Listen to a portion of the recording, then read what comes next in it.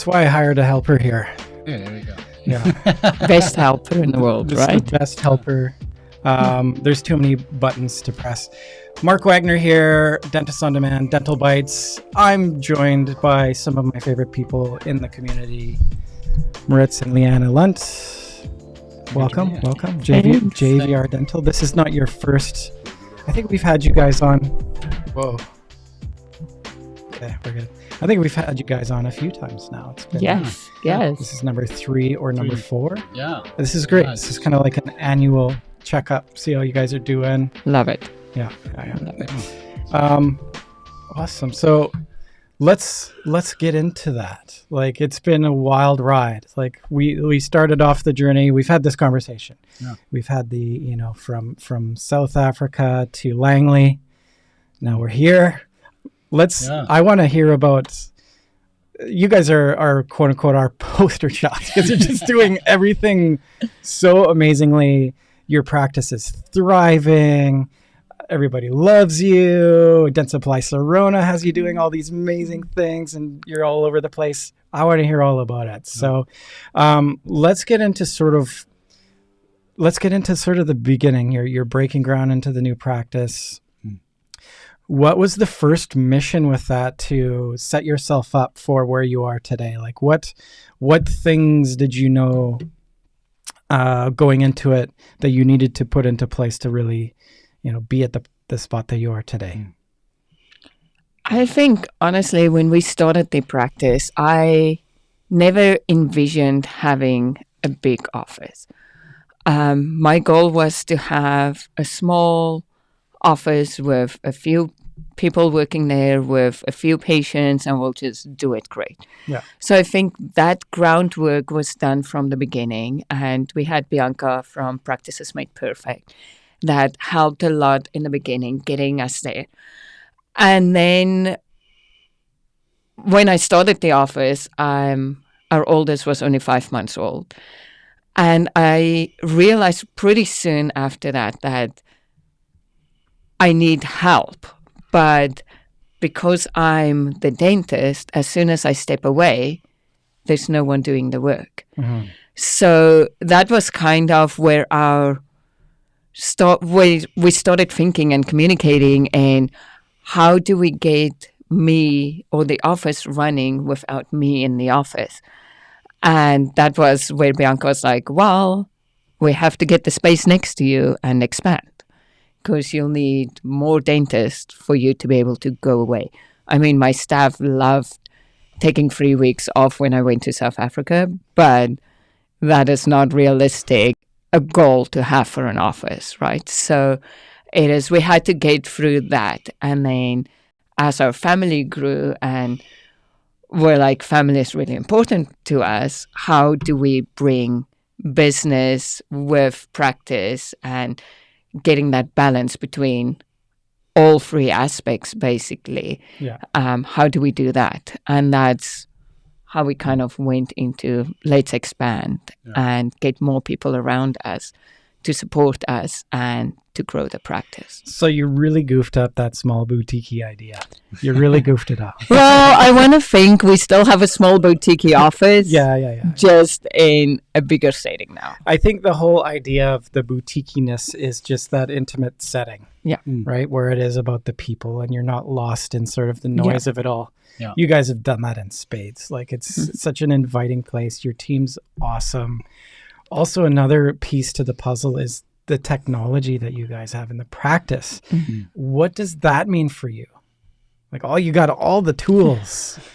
I mean, yes, it's a lot of bills, but like really your scope of practice is like, I actually had a conversation earlier this week with a gentleman, and we talked about the technology, and the technology is not there necessarily to show off.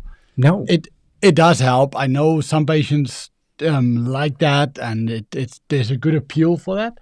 But the big thing it does, it helps the dentist do dentistry easier, more efficient.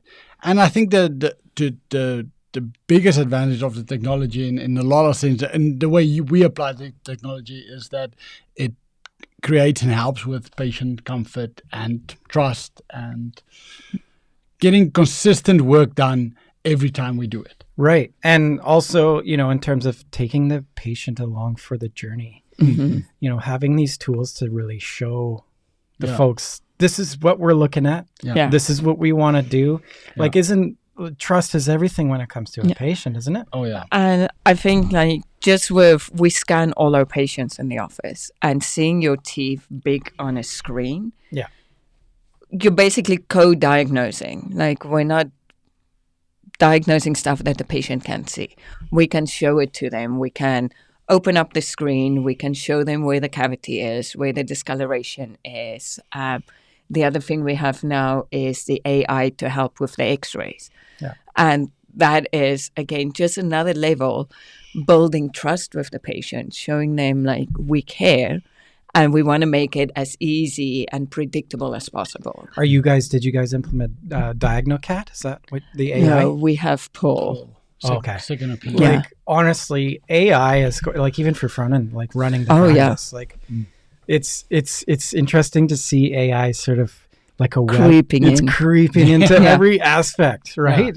Yeah. But it's been such a great tool. I think it's like having another person in the practice. And a lot of people are afraid of it because they not sure what the capabilities is. Yeah. But I think if you control it well and implement it in the right, you don't use AI to try and replace people. Yeah. But use it as a support mechanism.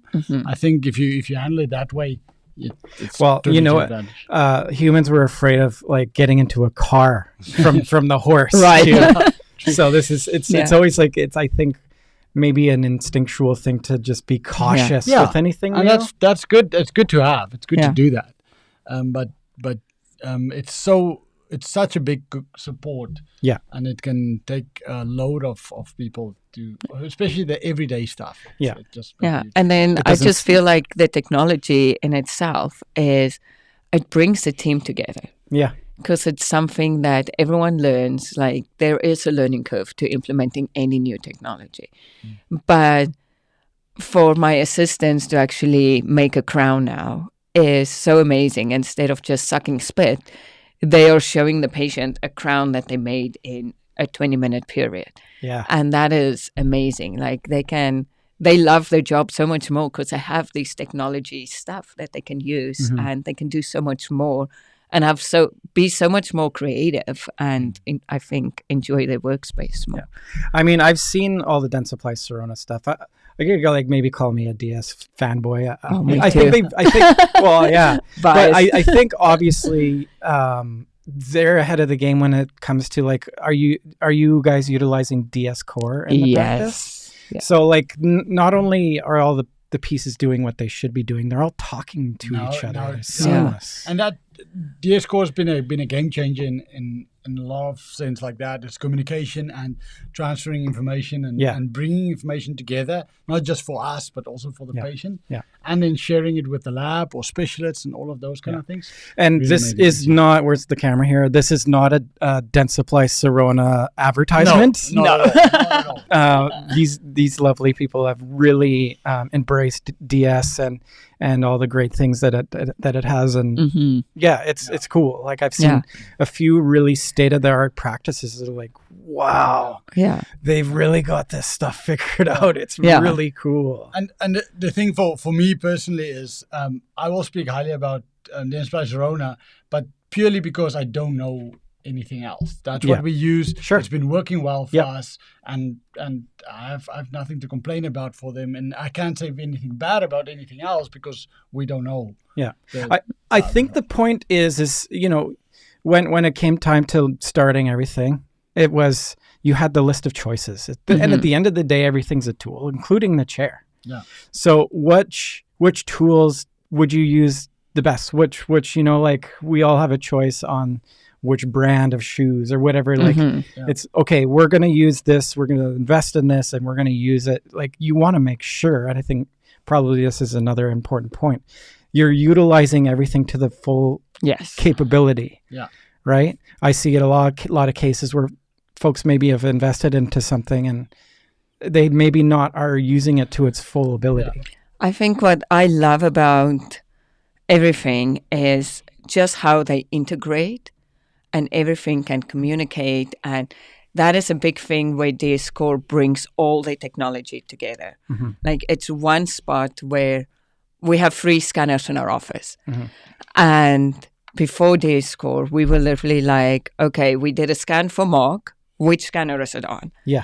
Because otherwise you kept creating the same patient on different scanners, and you never have one central place where you can see all the work and you can compare the scans. Now all your scans goes to one spot. All your CBCTs goes to one spot. All your intraoral pictures and X-rays, like everything digital has one spot now. Yeah. So when you open up the score, you can be like, okay, Marc has a CBCT. He has an intraoral scan. We have a profile picture for him. We have intraoral pictures for him. Like everything, it's just bringing the whole office and all the chairs together in one spot is amazing. And we're not wasting time running around trying to find where is the scan, where is this.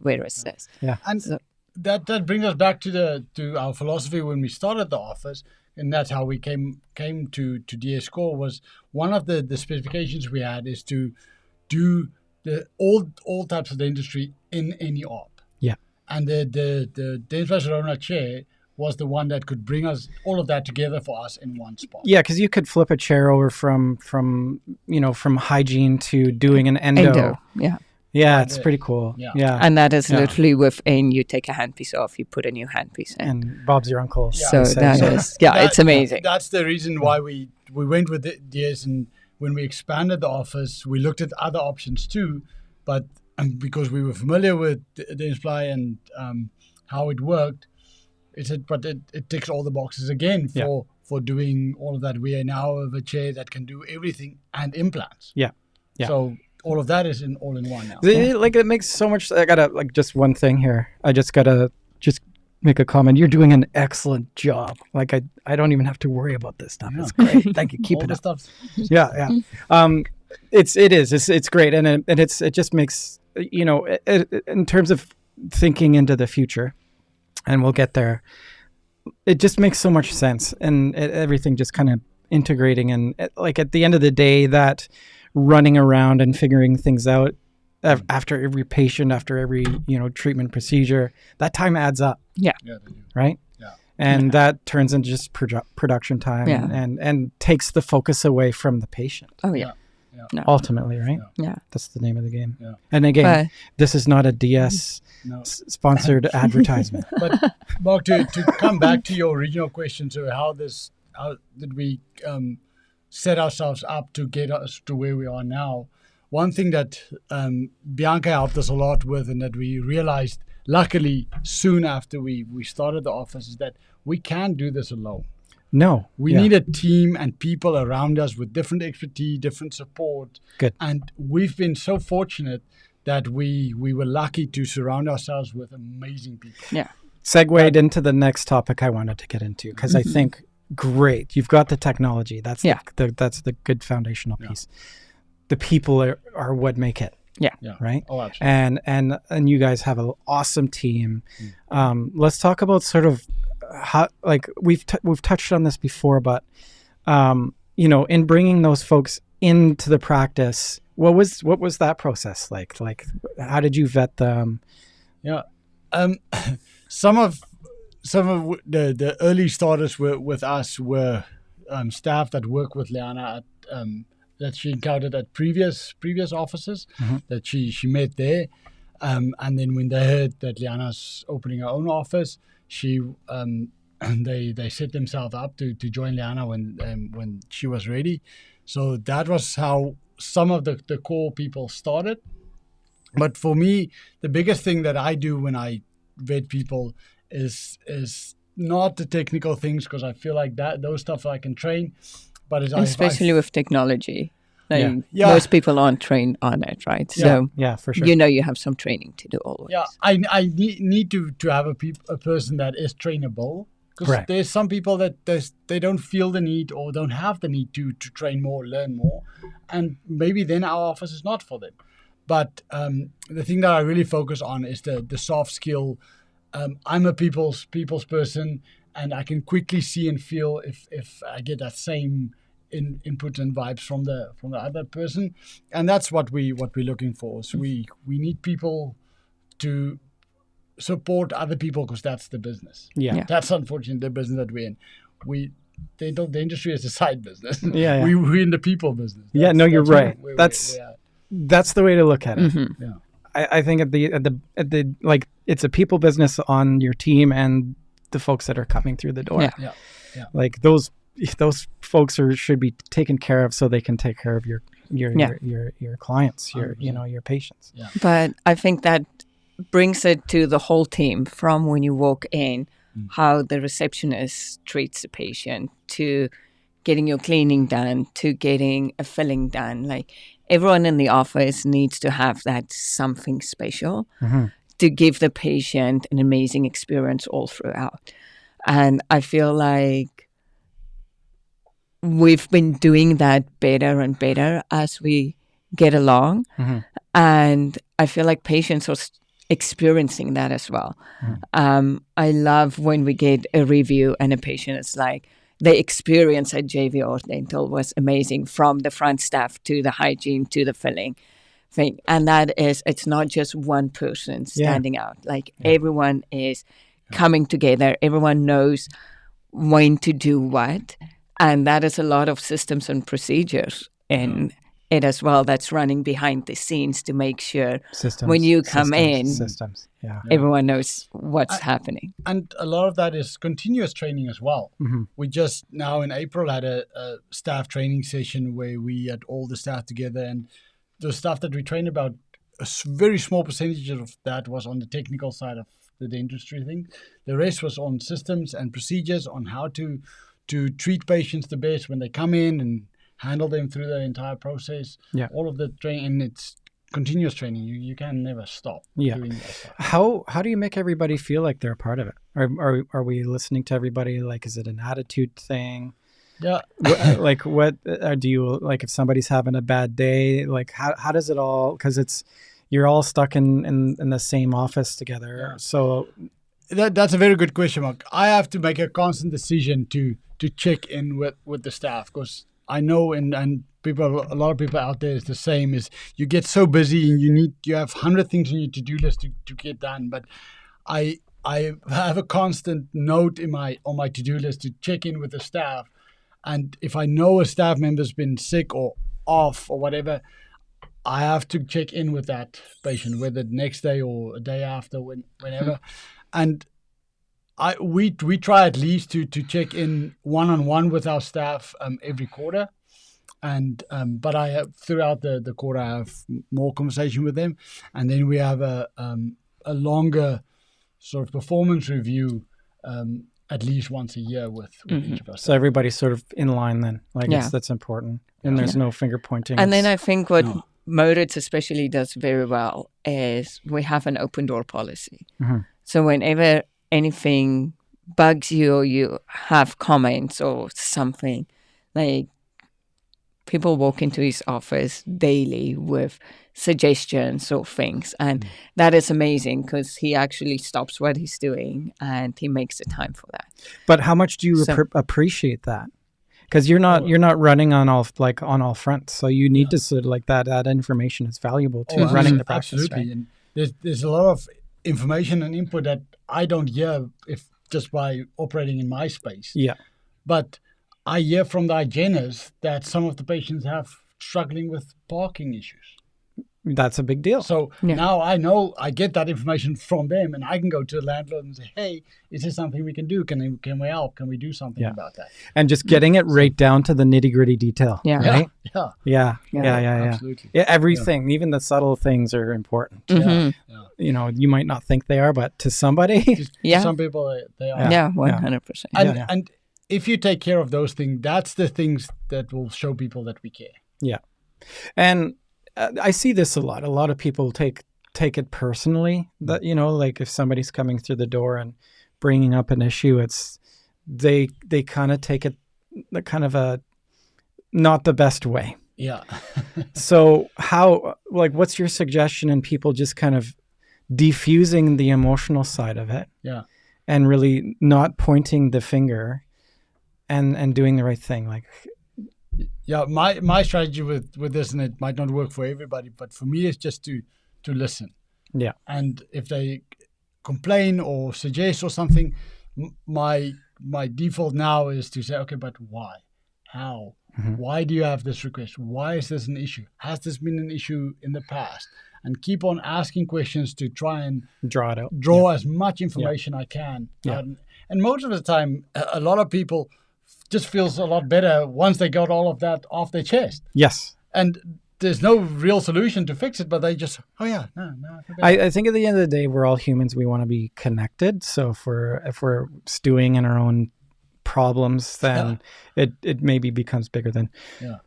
Let's figure it out. My assistant needs some help here. What's going on? What do you need? What do you need? Do you want to go outside? Do you want to go sit somewhere? It's okay if you do. Yeah, you do? Okay. We'll just kind of take a little pause here and figure it out. Yeah, no problem. No problem. I lost my assistant. It's okay. We'll try and manage. So here's the thing. Like, you just roll with it. I think that's a good example of, you gotta, like, it's life. Family life. Life is chaos. Like, and people are all dealing with their own things too. And I think a lot of people put more weight on things when they're not in a good headspace. Mm-hmm. So, you were talking about dealing with that chaos. Like, how if somebody's struggling, how do you help them out? Yeah. For me, as Craig Rochelle said it once in his podcast, that once you get used to the chaos, if you feel that there's chaos around you, then you're in the right space. Okay. That's once you get used to that, say it's gonna be crazy, but I'm here, and it's okay to have that. That gives me some relief, actually. Yeah. Then you, if everything is going too well, then something. Then you're not doing something right. Yeah. So I that makes sense to me. So, like, you're if you're not sort of at pushing it, it's too easy, then you're not progressing. I guess, right? Yeah. So when is it too much? When do the alarm bells go off and you need to revisit things then? I don't know. I normally check out way before that. That's when you start pointing the fingers. If you did that, I wouldn't be in this position. Taking zero responsibility. I normally see that in our dinner conversations. When our dinner conversations gets heated and the kids just sort of disappear at the dinner table. So that's a good point. Like, husband and wife team working together. How does that dynamic work? And if you don't mind me prying, but honestly, I love it. Yeah, no, we don't mind sharing about that. No, but like, I don't think we could have grown the office without Mauritz in the office, because it's literally someone that I trust with anything. Yeah, we don't need to check in about decisions, any financial, patience. Like, I know he has the best interest at heart, and he knows I have the best interest at heart. Yeah. So that is honestly, like, you've been in the office for 4 years, almost 5 years now. Almost 5 years now. August will be 5 years. Yeah. And it's honestly been absolutely amazing. We don't really see each other in the day. Mm-mm. That's why sometimes dinner conversations get heated, because that's when we get to discuss stuff. But it's amazing. I would not have it. Share an office, but we never work together in the office. Yeah. But like your focuses are on the same thing. Yeah, but different areas. That's right. But I think that's why it works, because we fight for the same goal, and we have the same interest at mind, but we work on opposite ends of the business. Mm-hmm. So which is nice. Even if I want to, I can't interfere and in the areas that she's working, and although she can, but she doesn't like to interfere in the areas that I'm working, and we totally fine with that. And and the one support each other. She won't be able to do the dentistry and the nice stuff that she's doing if she doesn't have a business, and we won't be able to have a business if we don't have her doing the dentistry. So it support each other nicely, and it's one collaborative effort. It's a really mission critical piece to the practice. That you said it's the business, really, and it's the yin and yang. Like if the more that the business is in line and there's patients coming through the door and the books are all in line and systems are all in place, the more you can just focus on. But I think that is the thing that we had to work really hard with in the beginning and still today, but to get that balance between the patients, the staff, the business, and then putting your family in it as well. Yeah. And that is, we're definitely a family-orientated office. And our kids are in the office a lot. Zanika got braces in spring break because she was in the office and one of my patients didn't show up. So it's like, perfect, let's do braces. And she probably isn't that stoked about it. Yeah. But that is like, if my kids will be in the office and if you have a problem with Arilyn walking in during a procedure, then it's probably not the office for you. But that is the thing. Like, we want people and our family to be comfortable in the office, right? Yeah, I brought my Mackenzie there. Yeah. Yes. Yeah. So, yeah.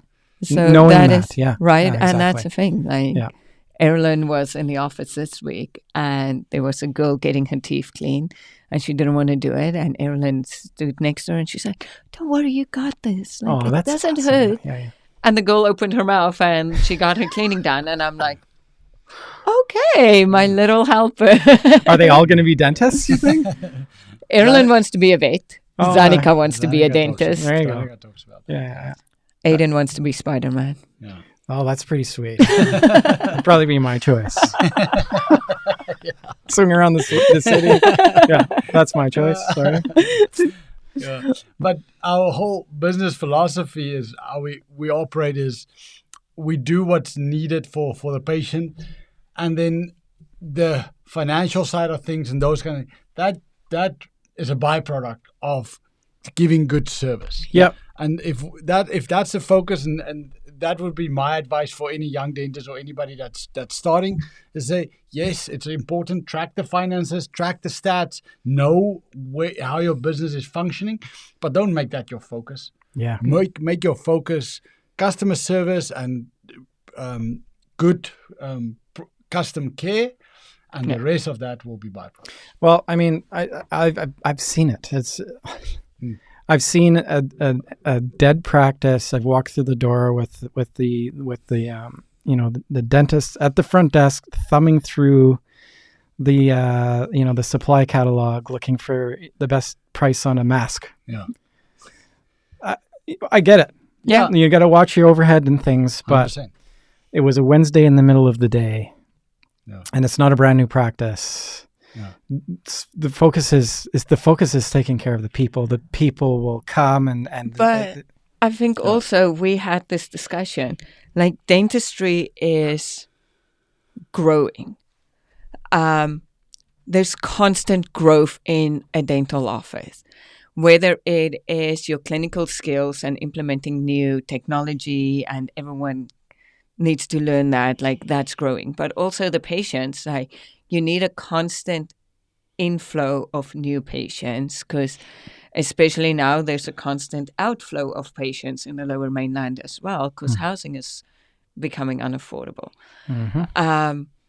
So you always need to stay on top of that care and that experience that you're giving the patients.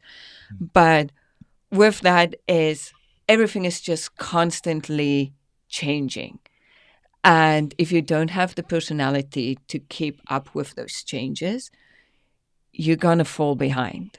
And that is when you get staff as well. You need staff. Like my staff hates it when I go to a conference because they're like, what are you bringing back?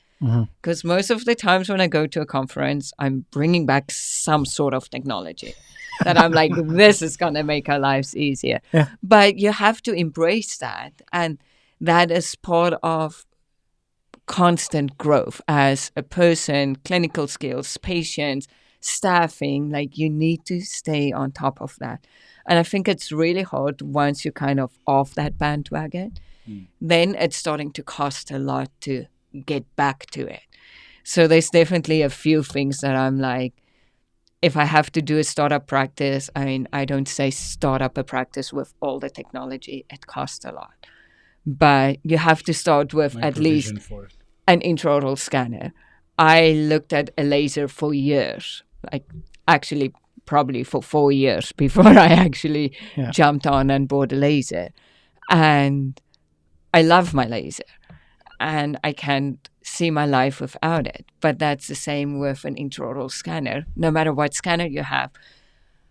I talked to a dentist yesterday, and I helped her with crown preps, and I'm like, you need an intraoral scanner. Like, I don't get how you can still do dentistry without it. Yes, PVF impressions is amazing. Yeah, it still works. It still works, but if you want to start to get to that next level, and that's what I learned really early in my career as a business owner, is to not, with whatever technology you integrate in your office, do not limit your growth.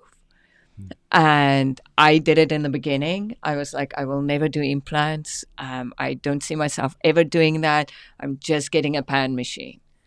And then 4 years later, I basically donated my pan machine and bought a CBCT.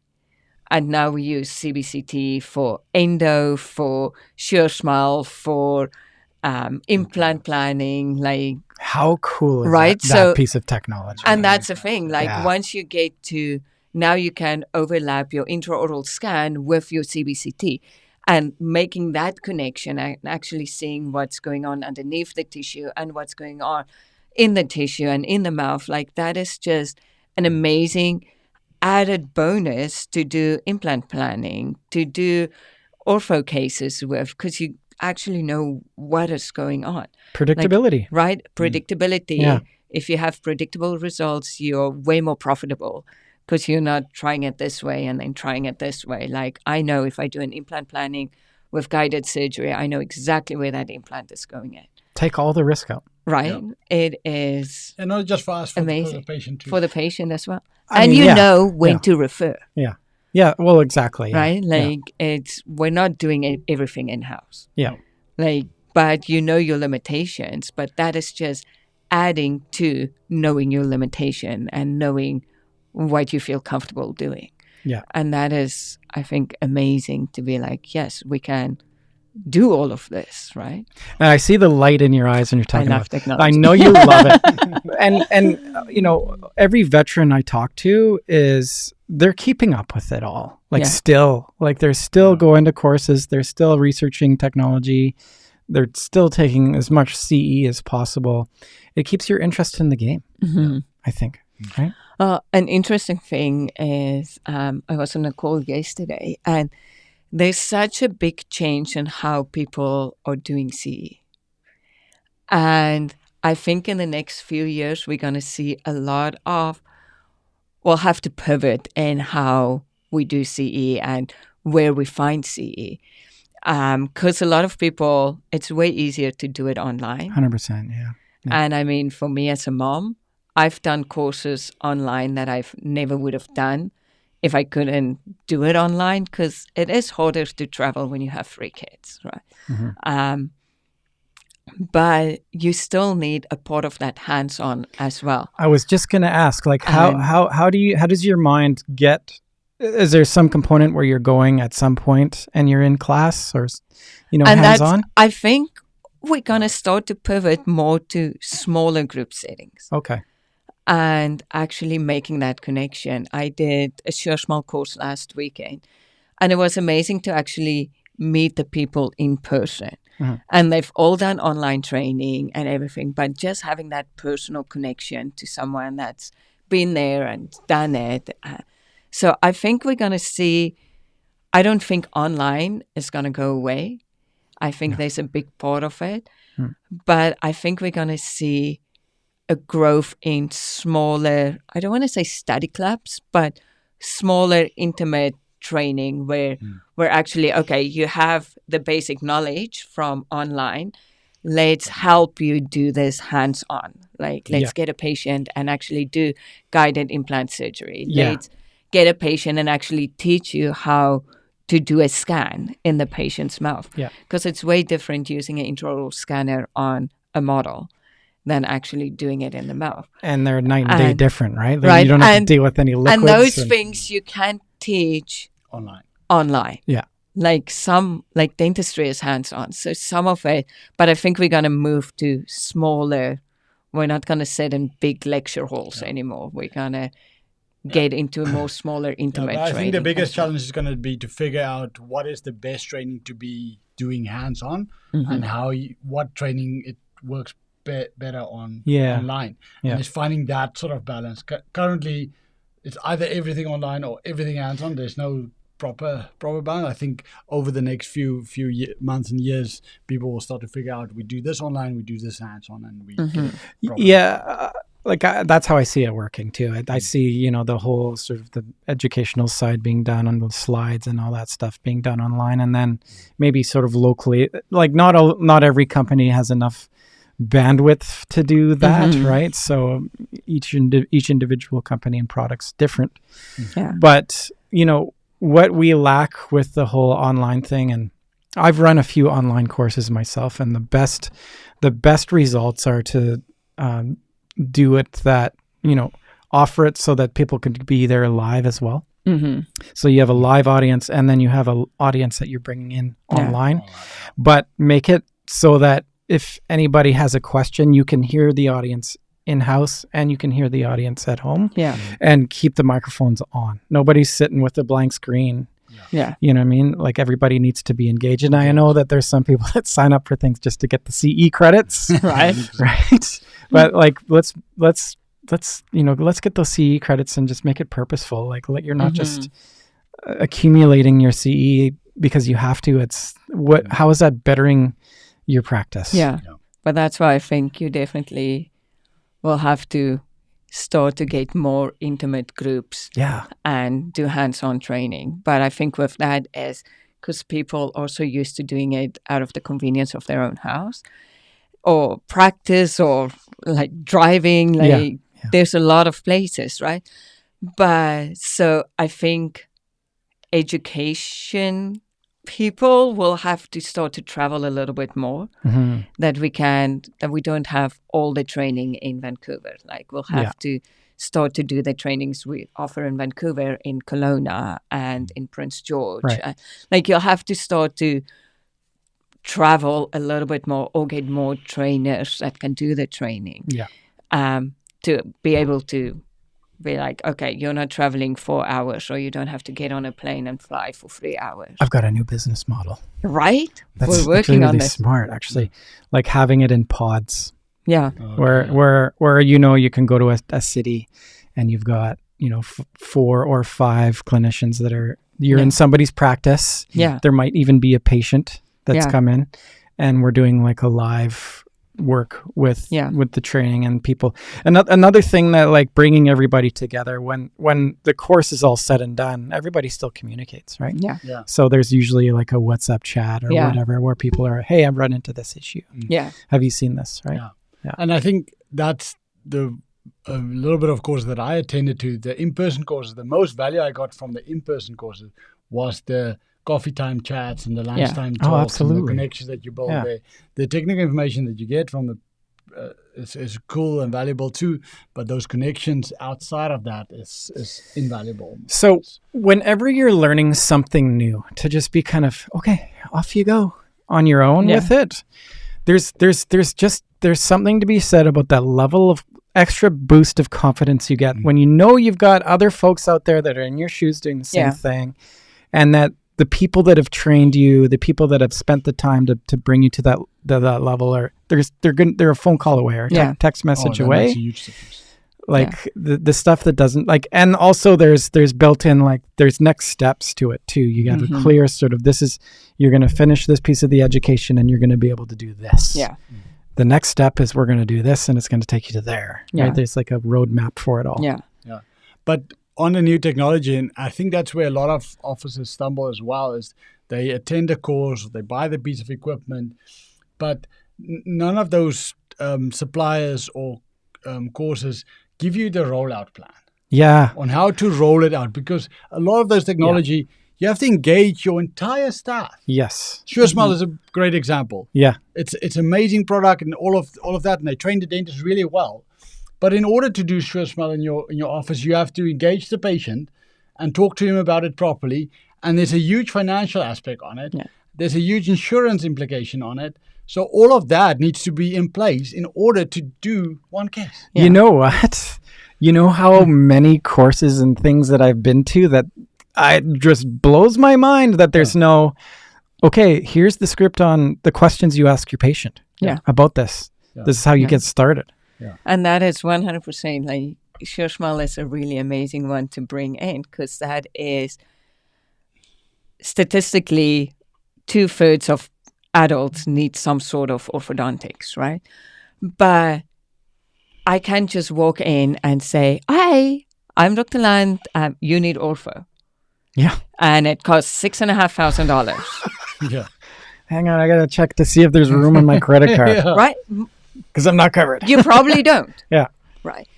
But it is starting with the hygienist educating the patient that where the calculus is, where the crooked teeth are, where it's hard to clean. Those are the spots that if we straighten that, makes it easier. And I had a patient, she is on her last tray now. She was in hygiene this week, and she was like, I can't believe how easy it is to floss. So like for the first time, I feel like I'm actually cleaning my teeth. Oh, that's awesome. And I'm like, that is why you have to do it. Like, we want to keep your teeth in your mouth. But that doesn't start with meeting me and being like, you need ortho, right? Like, a lot of my ortho cases comes from patients that has been patients in my office for 2, 3, 4 years. Yeah. And we just keep educating them. We keep doing their scans. And that's a nice thing of having the capability when we scan our patients every 2 years. You can actually show to them on the screen because teeth always move. And people don't realize, but if you get to like 2 years, 4 years, 6 years down the line, and you can see, 6 years ago, this was my teeth, and now this is my teeth. Like, they're actually not lying. My teeth keeps moving, and that crooked tooth keeps moving. Like, educating them and co-diagnosing with them, then they start to put value to their teeth and value to what we do as dentists, and you don't have to sell anything. It goes back to their initial part of this conversation. It's all about that foundational piece, right? Yeah. The journey. How much of this conversation starts in that hygiene chair? 99.9%. How important is hygiene in a clinic? Right. In our clinic, especially, we basically funnel our entire patient base through hygiene. Through hygiene in order to get to the rest of the office. That's your retention. That's the Yeah. No, and that's where the education is, and that's why it's so important to continually educate the hygienists as well, because for them to stay on top of things, for them to talk about, we now have a thing called myofunctional therapy that our hygienists talk about the patient on how your tongue position and lip position is, and breathing through your nose, and all of those kind of things. We never talked about that 5 years ago, but our hygienists kept on educating themselves, and it's another tool in their pocket that they can use. So is there sort of like a curriculum that you have in place? Like, how do you, everything that you want your team to be talking about, do you make that information readily available? Like, how does that work on your clinic level?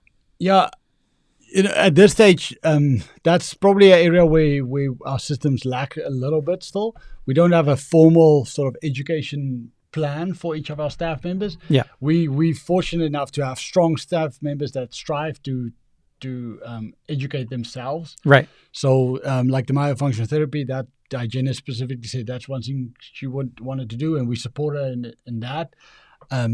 But that's some of the procedures that we have to get in place is to make sure that we keep on training our people on at least a minimum standard for every staff. I think especially we have a new receptionist, and laser dentistry is something that not a lot of dental offices offer, right?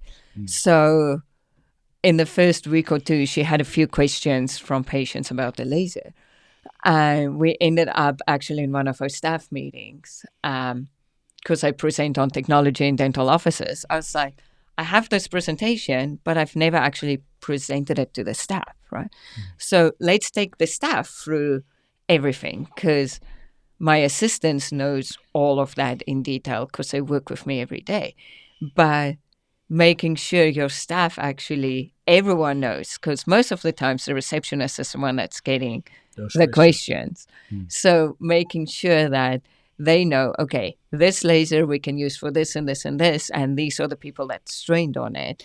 This laser, all my hygienists are trained on the laser as well. So all my hygienists are allowed to do cleanings with the laser, which is amazing. But the hygienist knows it, but does the receptionist knows it, right? Yeah. So it just comes back to keeping that loop and making sure everyone is informed and not just, this is what it is. It's back to everyone in the office needs to have the same communication. And if everyone doesn't know what we offer in the office, they won't offer it. Yeah. And if I, as a dentist, offer it, the patient is like, oh, what is she trying to sell? Right. But if it comes from your staff and they can see the results and they know what's happening, that is way easier to have those communications with the patient as well. What we do to keep these sort of communications going and on an ongoing basis is we have a staff meeting once a month with all the staff, and then every other month we have department meetings. So every for 3 Thursdays in a row we have the admin team as an individual meeting, the hygiene team, and the CDA team. And then during those meetings, that's when, especially in the department meetings, that's when we go into the details and the nitty-gritties of systems or technology or treatment or tweak all the time. It's constant. And it has constant. Well, we talked about it. Like nothing ever stays the same. Like especially in this industry, there's so many things being thrown at us. Yeah. So to have that regular conversation is mission critical. Yes, for sure. So in terms of communicating with the patient, is there sort of what's the philosophy there in like a consult type situation? Are there before and afters that you're showing examples? Are you showing, 3D images? Like how does that play out? Yeah, we basically have everything. But maybe the new patient process would be a good way to. Yeah, so we do. We scan, and that is probably one of the biggest things that we use. We have intraoral cameras on all our chairs, so while the hygienist is cleaning, they take specific photos. So when I come in to do the exam, all of those records are done already. So the hygienist basically starts co-diagnosing with the patient already. So when I come in and I reinforce, the gums here looks inflamed, like because of this and this and this, we want to see you in 4 months and not in 6 months. Or I can show them the intraoral picture and the scan. What is nice with using both of that is a lot of the times when a patient's tooth is cracked or fractured, when you actually turn on the occlusion, you can see that the occlusion is really hard on that side. So that is when you can start to talk about possible night guards to protect it and start to incorporate Sure Smile and be like, if we fix your bite, this will make a difference for you. There's also on D-Score, they have the Sure Smile simulation now that you can do. And that is awesome. It's not something I bring up in new patients' exams most of the times, unless my hygienist has started that conversation. And I just know that she started the conversation because when I walk in and the Sure Smile simulation is already on the screen, I know after my exam, you do your extraoral exam, do your intraoral exam, go through the scan, and then if the conversation leads to it, I bring up the Sure Smile simulation and you can actually show them before and after of their own teeth. And that is an amazing tool to have and actually use the technology for co-diagnosing. Absolutely, and you don't have to persuade anyone. Yeah, the iTero has the same software set. Yeah, it's awesome. And that's, it's amazing. The things that scanners can do these days is phenomenal. They're all accurate. They all take a great image. Now it's all about like what sort of software is backing them. Right. Yeah. The software, and then I think, again, not limiting you on what do you want to do? Do you want to get into designing and milling your own crowns, or do you want a scanner to just send to the lab? Yeah. Right. Like there's different implications for it. Yeah. If you want to do clear aligners, you need a scanner that's compatible for whatever clear aligner system you want to use. And make sure if you have a scanner, you can do whatever you want to do.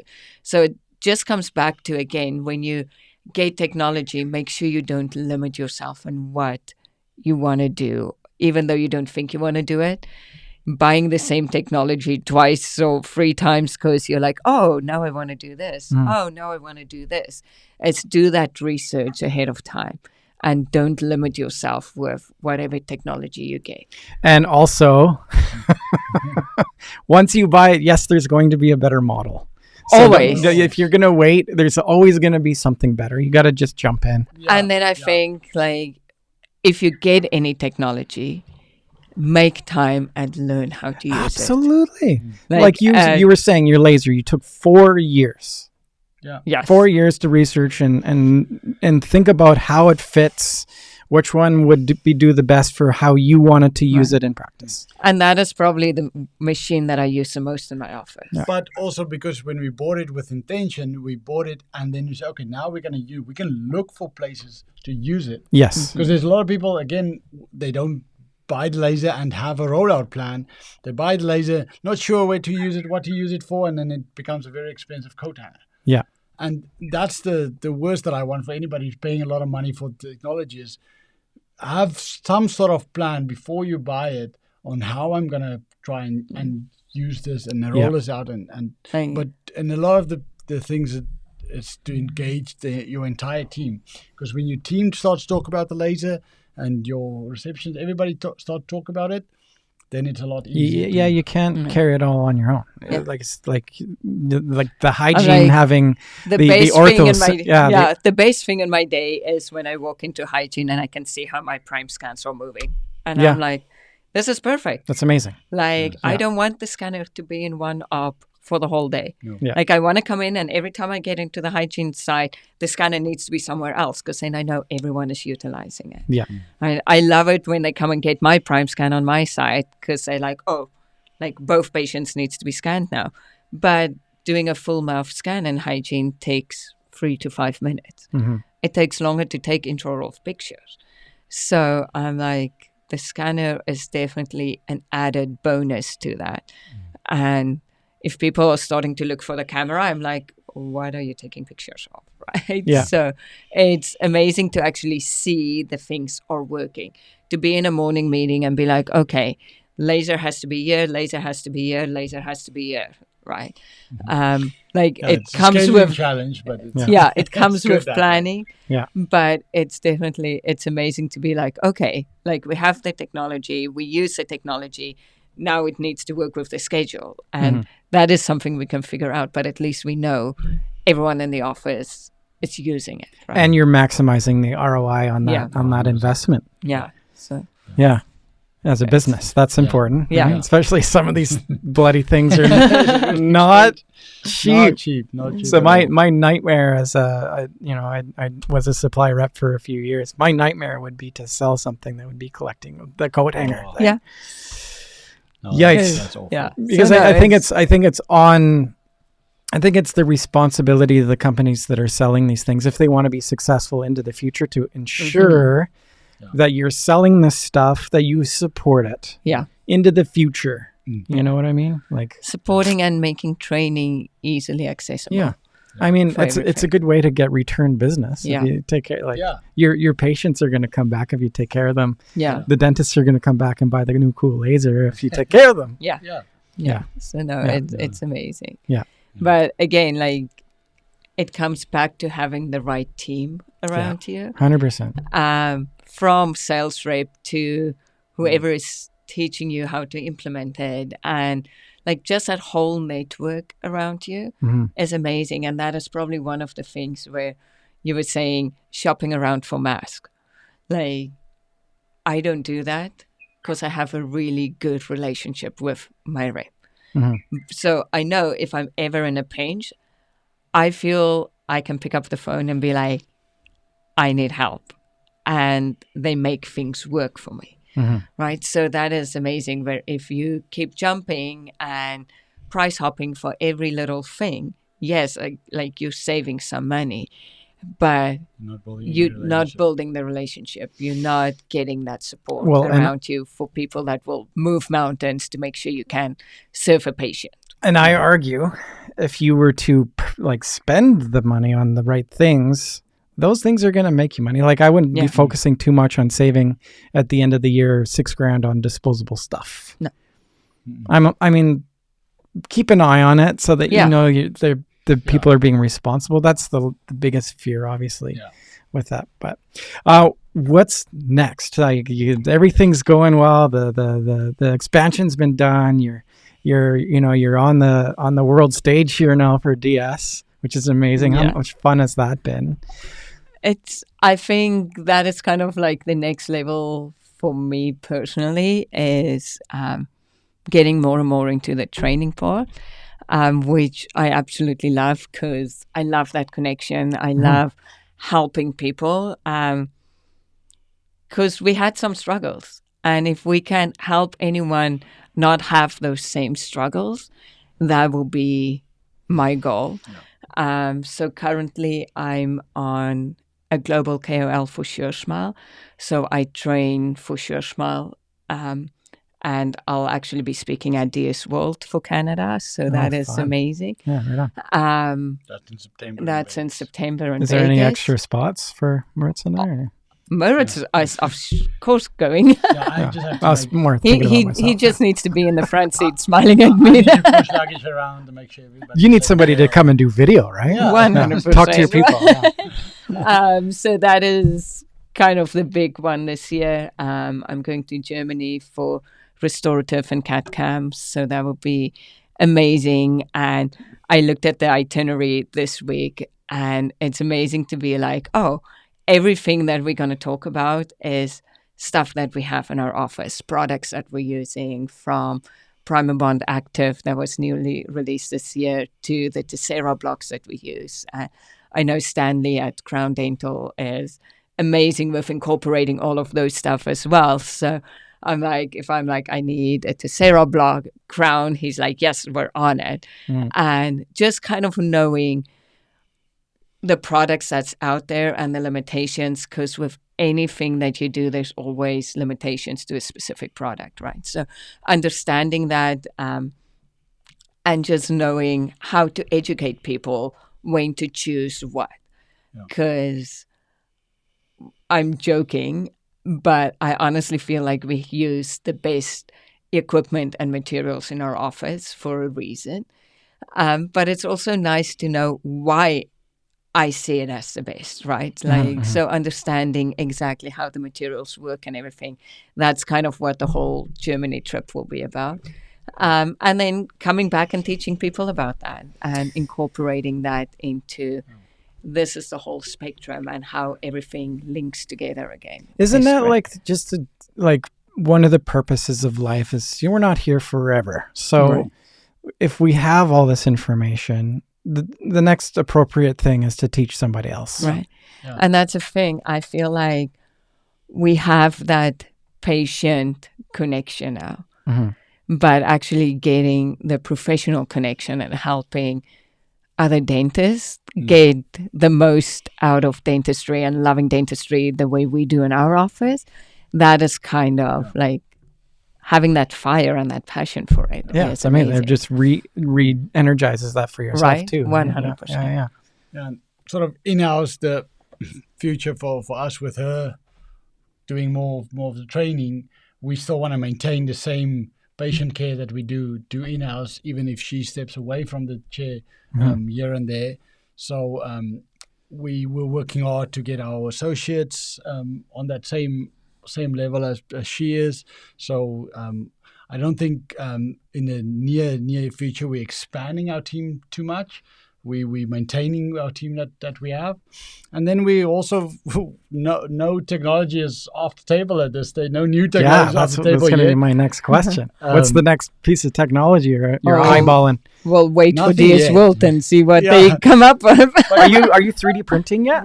we've kicked the 3D printing idea around a little bit. I think it's a great technology and it would add value in certain areas of our workflow, but we haven't pinned it down exactly how we would roll it out and we would best utilize I mean, it. to be honest, Stanley is so amazing with the 3D printing for us. Yeah. So at this stage, the turnaround that I get from Stanley is almost the same turnaround I'll get from doing it in-house. For sure. Yeah. That's another really interesting conversation, laboratory and practice and where a laboratory fits into it all with everything really going. Yeah, I don't think you can minimize your work with a lab, but I think if you want to be a good practice, you need a good relationship with the lab. Yeah, let's talk about how important has Stanley been over the years for you guys? Amazing. Yeah. Stanley Crown Dental. He's amazing. Yeah. No, it's just like, honestly, the things that we get done and everything around it is just amazing. Like and even kind of training both ways.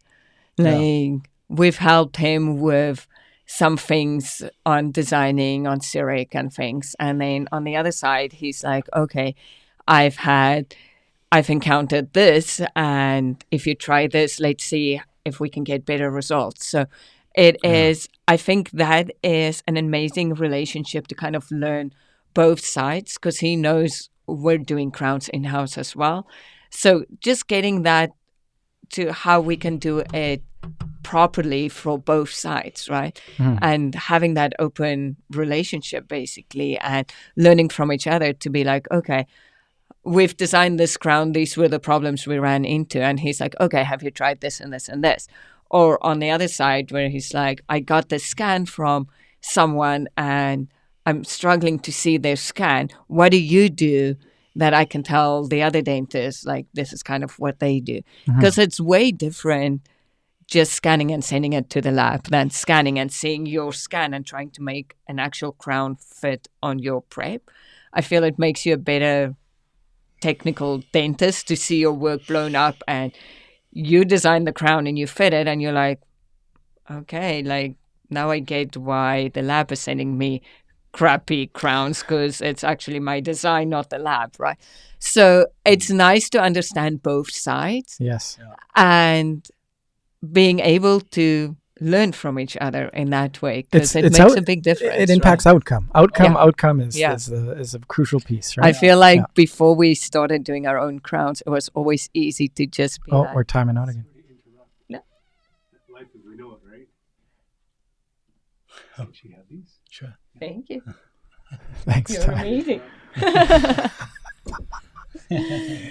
That's a good segue into how do you manage family with a thriving practice and traveling, and how, like, being a mom and dad, like, how, like, where does that all fit into this? Marc, I think that's one of the reasons why there's many reasons why I joined the office, but that's one of the main reasons. Is my previous job, I loved it.